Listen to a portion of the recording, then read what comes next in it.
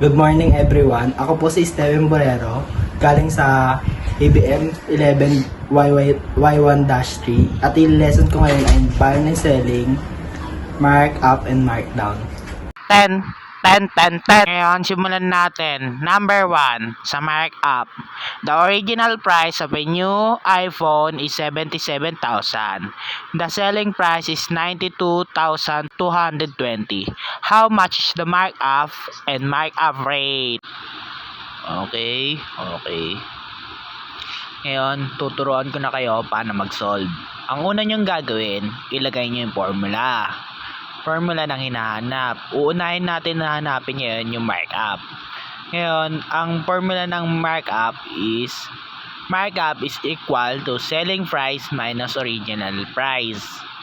Kaso, mabagal lang talaga magsulat yung kamay ko dyan ha. Pagpasensyahan nyo na. Oo, lagi namang kasalanan ko. Ngayon, identify natin yung given. Original price is equal to 77,000. Okay ayan original price. And yung selling price is 92,220. Ngayon, ilalagay na natin. Unahin natin yung selling price. Siyempre, ayun yung nasa formula. Ano ba bang asahan mo? 92,220. Pagpasensyahan nyo na. Ganito talaga ako. Tinuro niya pa yung minus. Wala ba kaming mata? Okay. 77,000. Okay. Kalma. Equal. Nag-teleport yung calculator. Pakagaling. Okay, tama na. 92,220 minus 77,000. Okay, ayun yung sagot. Nag-teleport na naman. Paano yun? Okay. 15,220. Ayun yung sagot. Markup yan guys. Markup. Tinahunan niya pa. Wala ba kayong mata? Okay. Very good ka sa akin. Okay. Yung nagawa niya. Nag-iisip yan guys. Nag-iisip yan. Government kasi. Yan iisip niya. Ano ba yan? Tagalo. Ang gagawin mo. Sulat na naman siya ulit ng formula. Okay. Huwag niyo kakalimutan yung formula. Guys sabi ni Sir Manolo, kalimutan mo na lahat, wag lang yung formula. Okay kayo dyan. Original price yan. Original price, nahulaan ko yan. Kulang yung guhit mo, dagdagan mo. Ano ba kasing pinagagawa mo? Original markup. Ayun yung formula sa rate. Markup divide by original price times 100. Okay. Pinaglalaban mo. Ayan, lagay na natin siya. Markup natin is 15,220 to 220. Saan nanggagaling yung tumo? Okay. Yung original price, ayun yung lalagay natin sa baba. Okay, test times 100. Okay, very good. Lagay na natin siya calcu para ma-solve na siya, di ba? And kasi mga tactic Ito pa lang ginagawa kong to. Sinulatan niya tapos buburin. Ano yun? Ayun yung sagot niya, di ba?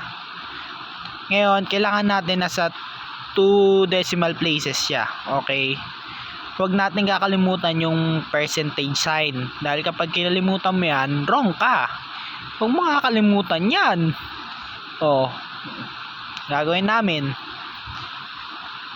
Markup rate. Tinuro pa. Akala mo di namin alam. Nag-teleport. Paano yun? Okay. Number 2 problem. The original price of a brand new bike is 11,250. Find the markup of the bike if its markup rate is 35%. Okay. Sulat niya dyan yung formula ngayon. Tagal niya pa. Nag-iisip kasi yan. Paano kung ganito? Paano kung ganyan? Ganun. Pinag-iisip. Mga walang kwenta-kwentang bagay government kasi may kasalanan nun. Okay. Ginalaw yung calcio, tinago. Pinagtataguan tayo guys. Grabing ugali yan. Okay, tagal niya, nag-iisip pa rin siya. Siguro iniisip niyan, ano kayang ulam mamaya? Sana adobo. Adobo! Ano yun? Okay. Okay guys, tagal niya pa rin. Nabasa na natin lahat-lahat. Andun pa rin siya. Ano naman kaya iniisip niya ngayon? Paano kaya si Sir Manolo? Sana nasa mabuting lagay siya. Au! Oh, ayan na. Ayan. Ang gagawin niya, sulat niya ulit formula dyan. Nag-iisip pa siya. Oh, nag-iisip pa ulit. Formula ilalagay mo. Formula muna. Formula.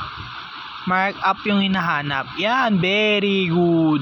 11K 250. Sorry sa nagmamadali na ako. Ayan, very good yung formula yung nilagay. Very good ka sa akin. Kung teacher ako netong kinder, may 5 star sa akin to. Okay, mark up natin ngayon na bago siya kasi percentage na yung binigay na given. Bali yung mark up is equal to original price times rate. Very good ka dyan. Rate, okay, rate 35%. Ngayon, dahil naka-percentage siya, ko-convert natin siya sa decimal, which is yung gagawin natin. Oh, ba't naiwa? Oh, ba't di mo ginawa? Oh, Oy, hindi pa rin. Oh, very good talaga sa akin to. Kung ako teacher neto, bigyan ko to 100. Oh, ayan, 2 decimal places. Very good. Ayan, 11,250. Very good sa akin to. 0.35. Yan. Kailangan step by step. Okay. Sulat mo ngayon yun. Medyo madilim na ka. Medyo madilim. Okay, nilagay niyo yung given. Oh, hindi ko kita. Gilid mo. Oh, ginilid sumobra. Di pinakita. Okay lang yan. Sulat niya naman yung sagot. Okay. 0.50. 3,937.50. Very good kanyan niya. Pag pera ang pag-uusapan, 2 decimal places lagi Oh, ano yung sinusulat niya? Titignan niya kung correct yung sagot niya. Double check niya. Very good. Oh, madilim pa rin nak. Di pa rin namin kita. Binura mo pa. Grabe naman yun nak. Oh, minom niya. Kung na-curious kayo kung ano patungan ko dyan, pitchel. Pitchel yung patungan ko dyan. Oh, anong ginagawa niya? Pinapabasa niya sa atin. Very good ka sa akin yan. Number 3 problem. The markup rate of the car is 56%. And the original price is 2,265,000. How much should you sell the car? Okay. Pinabasa niya talaga. Saktong-sakto. Ngayon, ano susulat niya dyan? Isusulat niya dyan yung formula. Formula. Pag nagkamali, dinulya. Magaling ako manghuhuli Oh. Alam na namin, tinuturo mo pa. Oh, okay. Oh. Alam ko na yan pero make sure hintayin na lang natin. Original price times rate. Ganun din pala yun. Ba't mo pa sinulat? Kung alam na namin, syempre, kailangan na yung matuto. Sinasagot ko ngayon sarili ko, di ba? Person versus person. Okay. Times 2,265,000 times 56%. Okay, tinuro niya. Very good ka sa akin now. 56%. Oh, convert mo sa, very good talaga. I-convert niya yan sa decimal. Convert niya yan. Convert niya yan. Oh, di ba? Oh, di ba? Oh, di ba? Very good sa akin to. Very good. Very, very, very good. Very good. Oh. Yan. Sulat, write it down niya ulit para mas maayos tingnan. Very good ka sa akin, nak. Very good. 0.56. Okay? Lalagay niya na sa calcu. Oh, kita na namin yan. Oh, di na namin kita, nak. Di na namin may kita sagot niya, nak. Taas mo konti. Oh, taas mo. Oh, tataas niya yan. Pag tinaas niya, oh, di namin kita. Oh, tinago pa, nak. Oh, wag ganun. Nagdadamot ka sa sagot. Nak. Oh. 1,268,400. 1,268,400. Oh, very good ka sa akin. Kinahunan mo pa. Very good ka talaga. Ngayon, pinakaano na natin. Dapat may comprehension tayo. Hindi markup hinahanap natin yan. Yung selling price yung hinahanap natin yan. Kasi yung tanong, how much should you sell the car? Selling price, di ba? Ngayon, bago kasi kuha yung selling price, kailangan muna natin kuhanin yung markup, which is wala dyan. Kaya kinuha natin, ha? Huwag tayong magugulan doon. Take it easy. Okay. 2,265,000 which is yung original price yan plus markup. Oh, yan, very good ka sa akin, na kung ako yung teacher mo ng kinder, may 5 kang star sa akin bawat pag-uwi. Promise, di kita papagalitan. Mamahalin kitang tunay. Oh, ano yun? Oh, yan, very good. Kala ko tatago mo naman yung calcu eh. At lagi mong pinapakita sa video yan. Very, very bad kung tinatago mo, di ba? Sana maintindihan mo yung pangangailangan namin. Kailangan namin malaman kung ano yung sagot. Oh, medyo madilim, nak. Gilid mo. Oh. Oh, medyo madilim. Pero okay na yun, okay na. Ito naman yun, activity. Sasagutan nyo yan, sagutan nyo, basahin nyo. Dapat may formula at isosolve nyo, ha. 2 decimal places. Huwag kakalimutan yung percentage ko convert sa decimal. Okay, galingan niya, ha. Pero bago yon, kakantahan ko muna kayo bago kayo magsimula magsagot. Cause the night will be the night that I will fall for you. Oh, baby, I can't. Don't make me change my mind. I want to kiss you another day. That's why it's true. Cause it guys you impossible to find. Okay, simulan na natin sagutan ulit. Number 1 question. The original price of a brand new bag is 1,750. The selling price is 2,550. How much is the markup and markup rate? Okay? Basa na namin. Okay na po. Pero nag-iisip na naman po siya. Pero okay lang yun. Okay lang. Tagal ah. Okay lang. Very, very bad. Good. Ow. Okay, nabasa na po namin. Okay na. Tagal niya pa rin. Oh, yun na. Napakita na siya. Sulat niya ulit dyan. Yung formula. Wag natin kakalimutan yung formula. Ganyan ba yung ginawa nyo, mga bata? Opo, sir. Okay. Selling price minus original price. Nauna pa ako, bagal kasi niya magsalita eh. Salita to eh. Magsulat. Bagal niya magsulat. Tinuro niya yung 2,550 minus 1,550. Okay.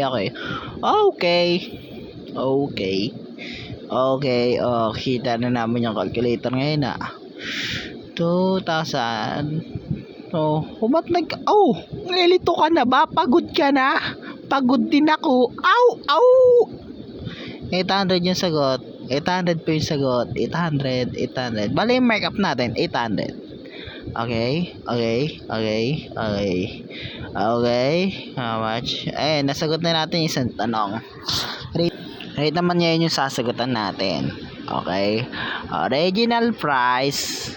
Kulang na naman siya ng guwit. Dinagdagan niya ulit. Oh, very good. Times 100. Markup natin, ayun yung 800. Tinuro niya, di ba? Yan. Very good siya sa akin yan. Yung original price is 1,750 times 100.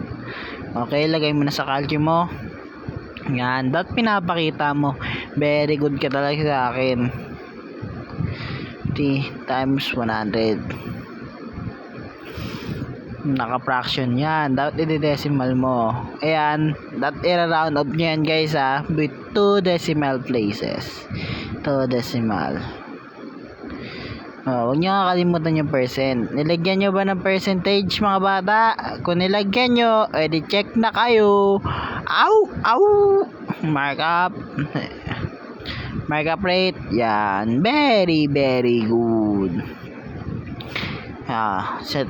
Number 2, question. Question ba yan? Bato lang question mark. Okay, basahin na lang natin. The original price of a pack of Coke is 450. Find the markup of the Coke if its markup rate is 35%. Okay? Tumitaw yung kamay niya. Oh! Ano yun? Okay. Markup. Oh, bato lang ano? Oh, asan yung formula, nak? Asan yung formula? Formula kinalimutan. Ayun. Pagpasensyaan nyo na nahilo na yan. Okay. At least nilagay niya yung formula. Very good pa rin siya noon. Very good. Huwag nyo akong gagayahin, nakalimutan lang talaga. Kinonvert niya na sa decimal yung percentage. Very good siya sa akin. Very good. Very good. 450 times 0.35. Naka-fraction. Di na naman namin kita. Ayun, kita namin. 157.50 cents yan. Pag, 1 decimal places lang, gawin yung 2. Ayun kasi, di ba? Nabi ko na yung instruction. Ba't pag inuwitan yung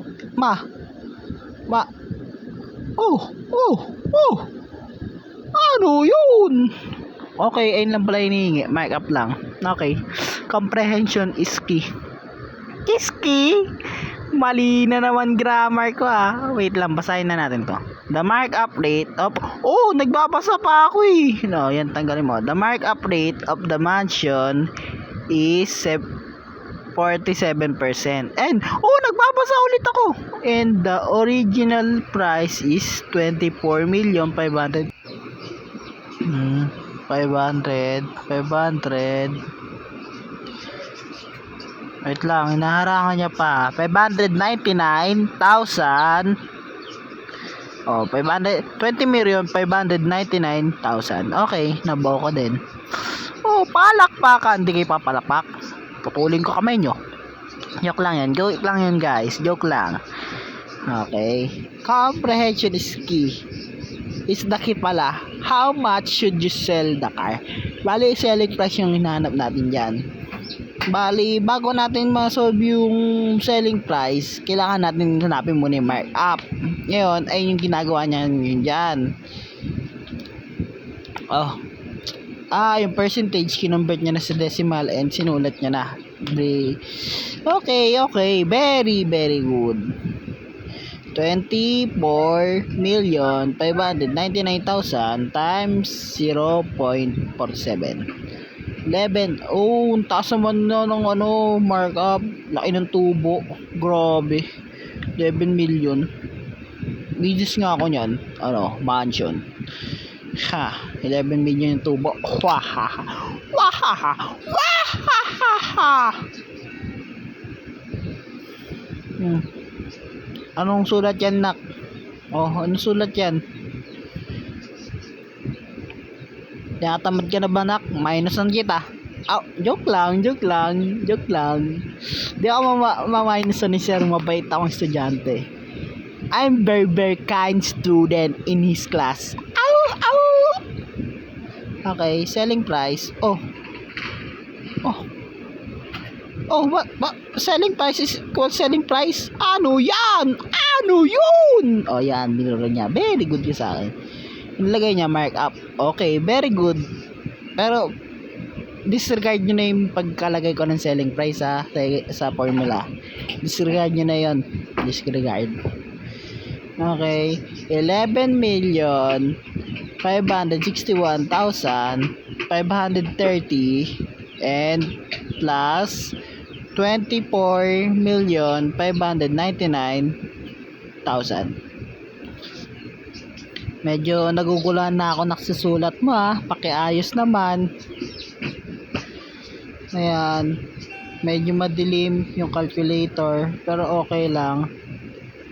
36,160,530.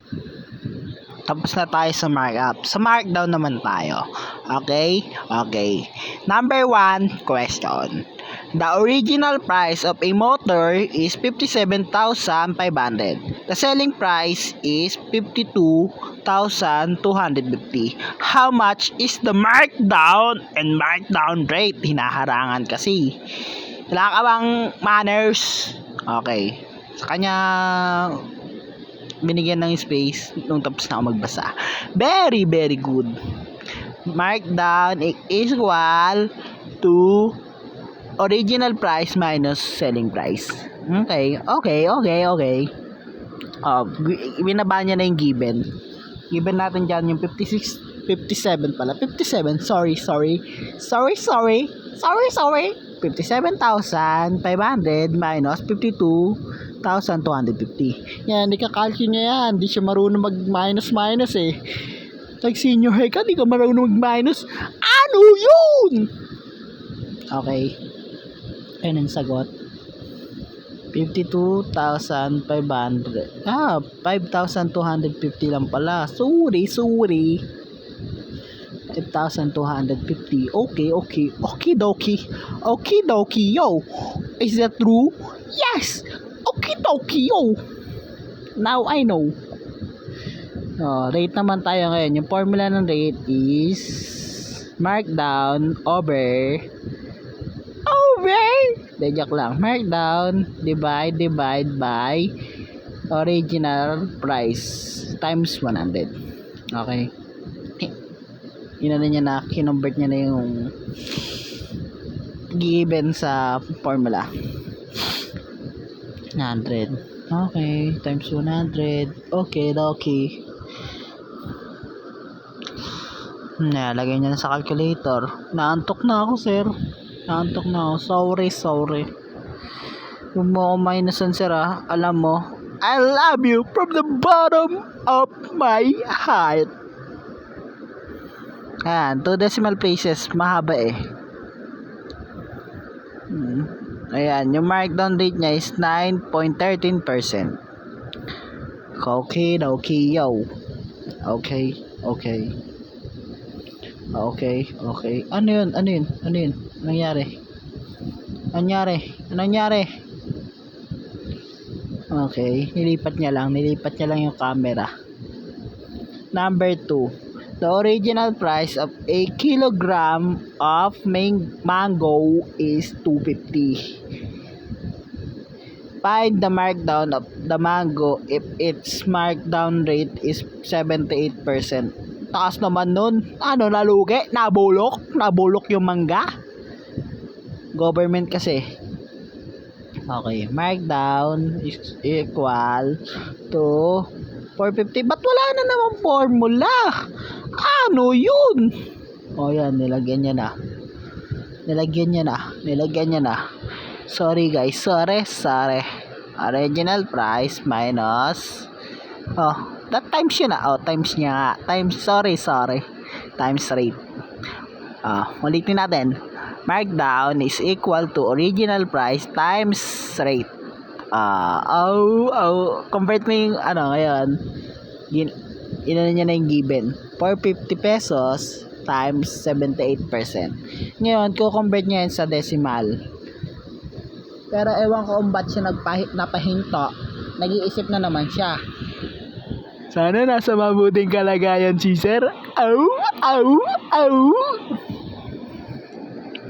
Hindi yung joke, totoo yun. Dapat nasa, ba't 450? Ngayon ko lang din napansin that 250 lang. Yan, lutang na tayong dalawa. Pagod lang kami. Sorry naman. Lahat naman kasi ng tao nagkakamali. Ba't kayo ganyan sa akin?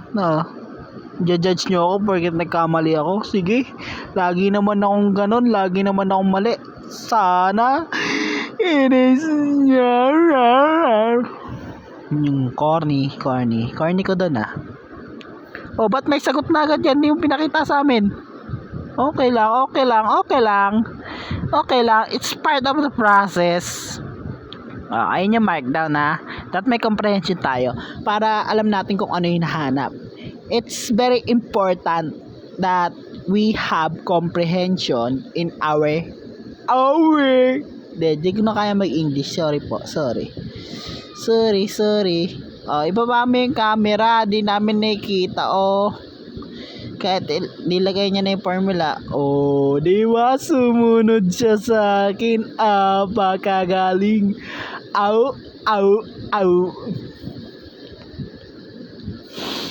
Original price times rate. Ganun din ulit.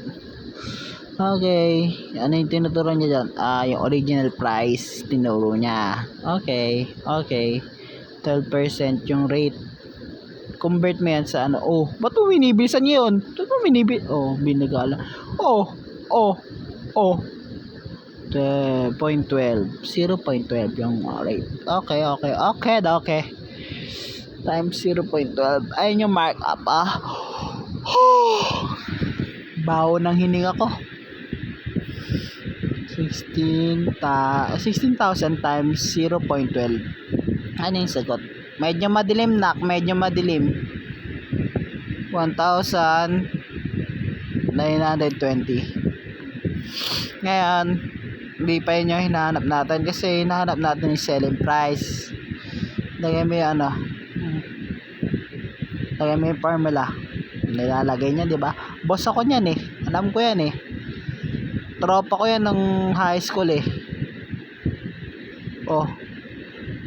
markdown yung lalagay mo, markdown. Very good 16,000 minus 1,920. Kalkyo nyo pa yan, di ba? Pwede naman kasing i-mental na lang. Wag yun susundin yun. That kinakalkyo nyo para sure tayo, ha? Wag nyo i-mental. Magalit si sir niyan. Dapat talaga pag mini-mental nyo, that kayo nasa mental hospital. Ngayon yung sagot. Ayan yung activity nyo yun. Pause nyo muna.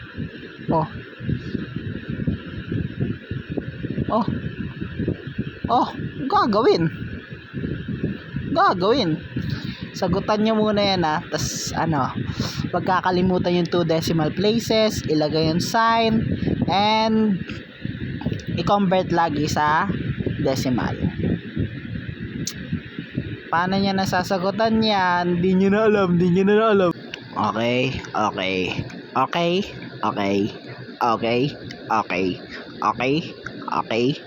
Sagutan na natin. Okay. Ang nangyari? Ano yun? Nakita niyo yung picture, di ba? Okay. Number 1 problem.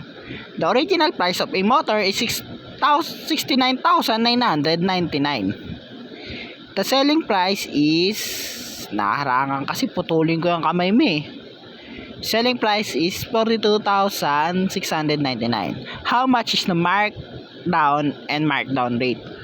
Okay.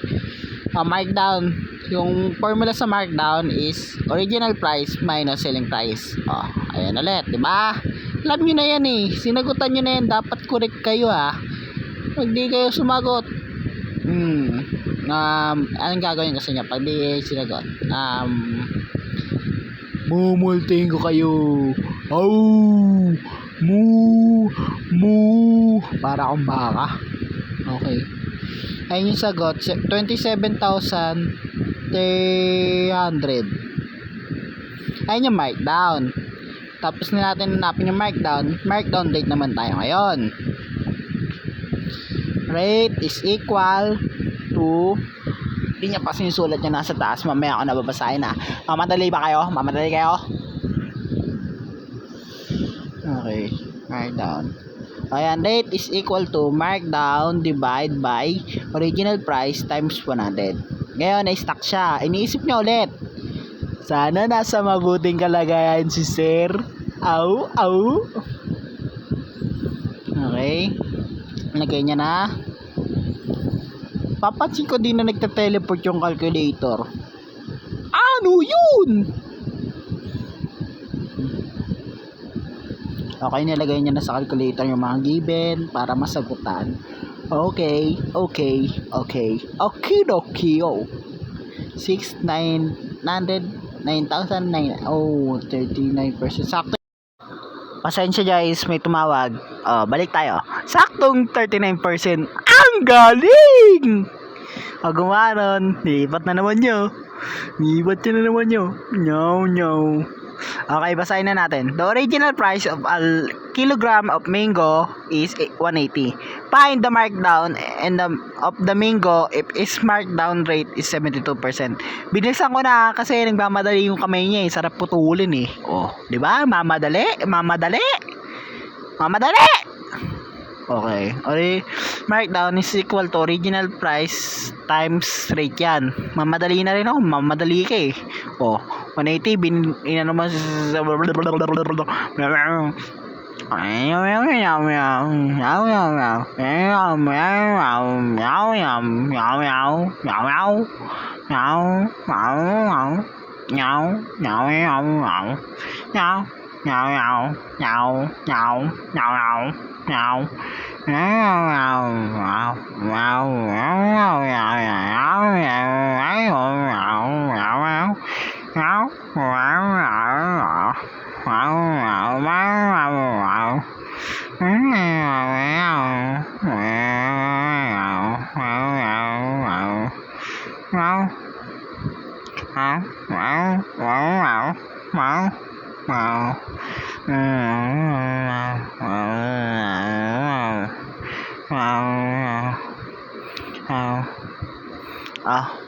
balik na tayo ulit. Sorry sa mga nangyayari. Okay, di niya na pinabasa sa akin pero babasahin ko yan. Makulit ako eh. Number 3 problem. The markdown rate of the laptop is 19% and the original price is 22,990. How much should you sell the laptop? Okay, markdown, binigay niya na yung formula. Then inano niya na yung mga given. Then yung percent, i-convert niya na sa decimal. Very good. Kung ako talaga teacher nito sa kinder, nilagyan ko na to ng 5 star. Yung bomba. Joke lang po. Okay, nilagay niya na. Okay. Kailangan na niya na 2 decimal places. 1 lang kasi nakalagay doon. Bali, gagawin natin yung 10 cents. Basta 25, ganun. 10.25. Then, ipa-plus mo kasi yon. Markdown pa lang kasi yan. Plus, bitlog. Minus yun. Anong plus? Di ba? Pati siya nalito. Alatang di nagre-review. Kaya nilagay niya na yung given. Siyempre, lagi mong lalagay yan. Paano ka makapag-equation kung hindi mo lalagay? Suntukan niya tayo. Bad yun. Lagi tayong bate. Diba? Lagi tayong bate. Nilagay niya na sa calculator. Malapit na ako matapos. I love you guys. You know, I love you from the bottom of my heart. Goodbye. Goodbye. Ay, di pa pala. May quote pa pala. Ay, nasagot. Oh, nagmadali siya. Meow. Meow, meow, meow. Meow, meow, meow, meow, meow. Meow, meow, meow, meow, meow.